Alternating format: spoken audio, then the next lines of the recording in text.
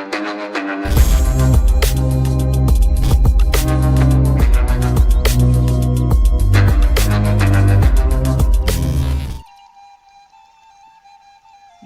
Hamka.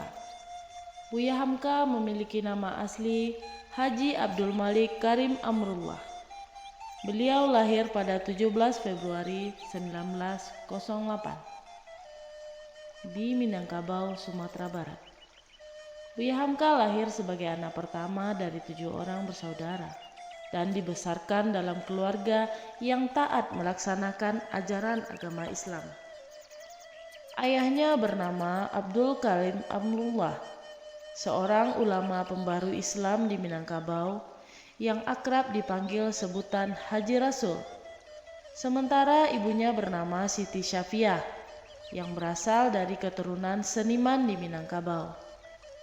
Kakek dari Buya Hamka bernama Muhammad Amrullah.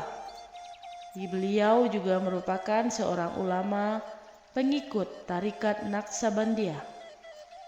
Sebelum mengenyam pendidikan sekolah, Hamka tinggal bersama neneknya di sebuah rumah di dekat Danau Maninjau. Ketika ia berusia 6 tahun, ia pindah bersama ayahnya ke Padang Panjang. Sebagaimana umumnya anak laki-laki di Minangkabau, ia belajar mengaji dan tidur di surau yang berada di sekitar tempat ia tinggal. Sebab anak laki-laki Minang memang tak punya tempat di rumah. Di surau ia belajar mengaji dan silek, sementara di luar itu ia suka mendengarkan kaba. Kaba merupakan kisah-kisah yang dinyanyikan dengan alat-alat musik tradisional Minangkabau. Ia bergaul dengan tukang-tukang kaba, memberikannya pengetahuan tentang seni bercerita dan mengolah kata-kata. Kelak melalui novel-novelnya, Hamka sering mencomot kosakata dan istilah-istilah Minangkabau. Seperti halnya sastrawan yang lahir di ranah Minang, pantun dan petatah petitihnya menjadi bumbu dalam karya-karyanya. Tak kayu jenjang di kaping, tak emas bungkal di asah.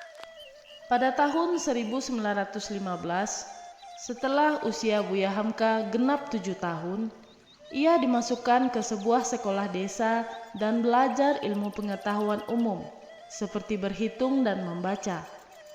Pada masa-masa itu, sebagaimana diakui oleh Hamka, merupakan zaman yang paling indah pada dirinya. Pagi sekali ia bergegas pergi ke sekolah, supaya dapat bermain sebelum pelajaran dimulai. Kemudian sepulang sekolah bermain lagi, bercari-carian, bermain galah, bergelut, dan berkejar-kejaran seperti anak-anak lainnya. 2 tahun kemudian, sambil tetap belajar, setiap pagi di sekolah desa, ia juga belajar di Diniyah School setiap sore hari.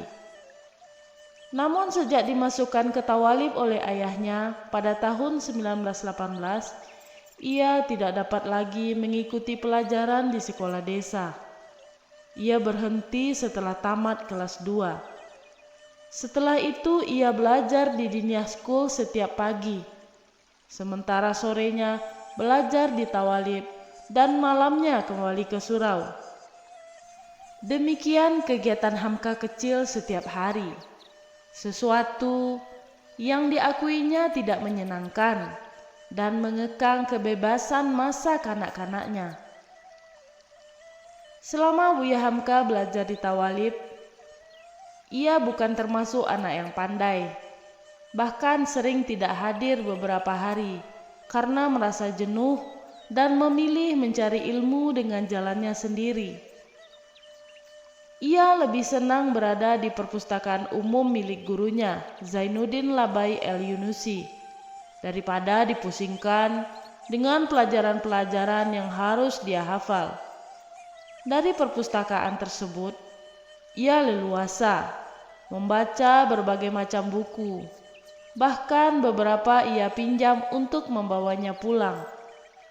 Namun karena buku yang dipinjamnya itu tidak ada hubungan dengan pelajaran, ia sempat dimarahi oleh ayahnya Ketika ketahuan tengah asyik membaca Kaba Cinduamato, ayahnya berkata, "Apakah engkau akan menjadi orang alim nanti, atau menjadi orang tukang cerita?"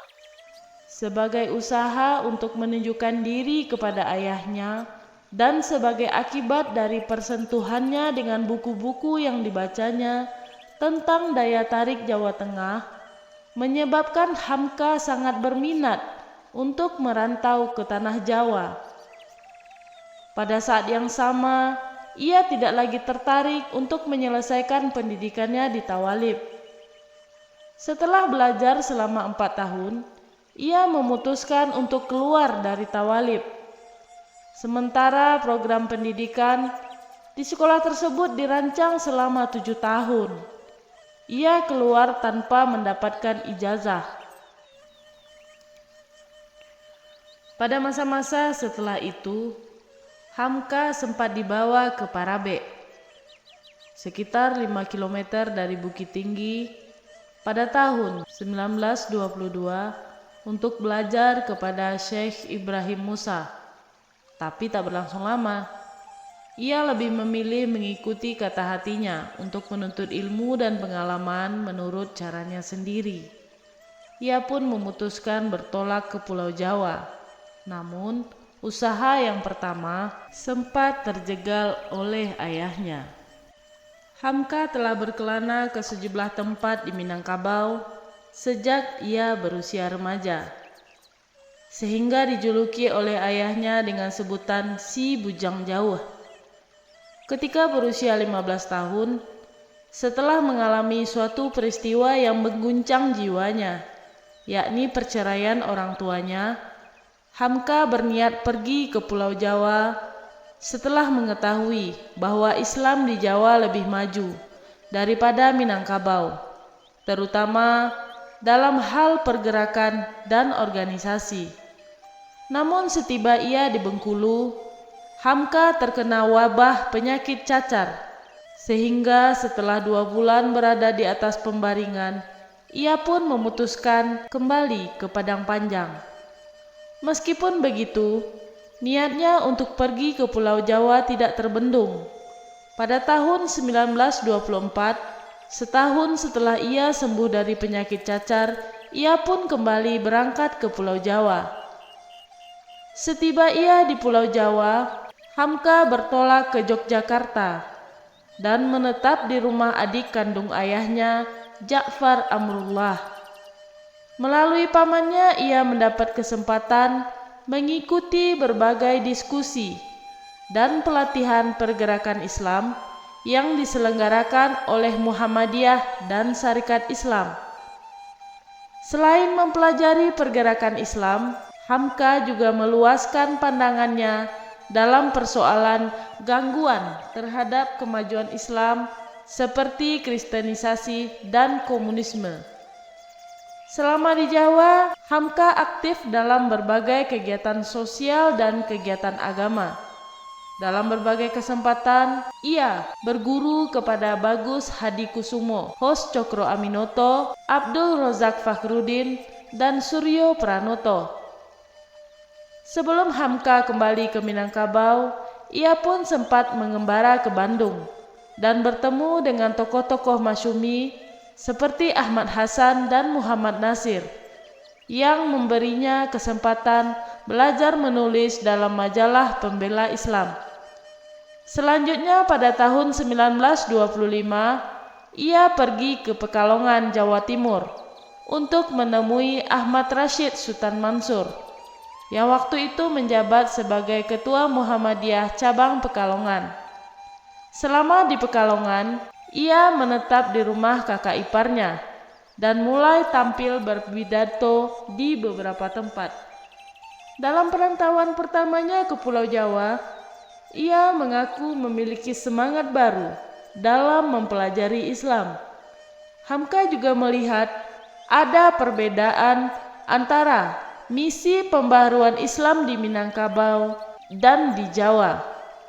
Jika di Minangkabau ditujukan pada pemurnian ajaran Islam dari praktek yang dianggap salah seperti tarekat, taklid, dan khilafat. Sedangkan di Jawa lebih berorientasi kepada usaha untuk memerangi keterbelakangan, kebodohan, dan kemiskinan.